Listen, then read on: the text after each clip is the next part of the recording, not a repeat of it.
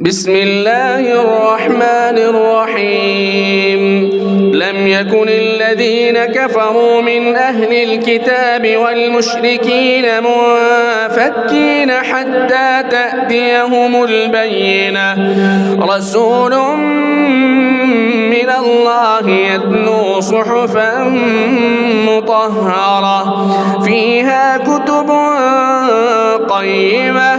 وما تفرق الذين أوتوا الكتاب إلا من بعد ما جاءتهم البينة وما أمروا إلا ليعبدوا الله مخلصين له الدين حنفاء ويقيموا الصلاة ويؤتوا الزكاة وذلك دين القيمة إن الذين كفروا من أهل الكتاب والمشركين في نار جهنم خالدين فيها أولئك هم شر البرية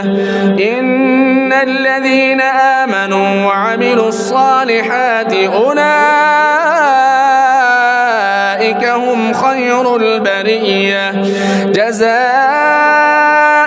عند ربهم جنات عدن تجري من تحتها الأنهار خالدين فيها أبدا رضي الله عنهم ورضوا عنه ذلك لمن خشي ربه.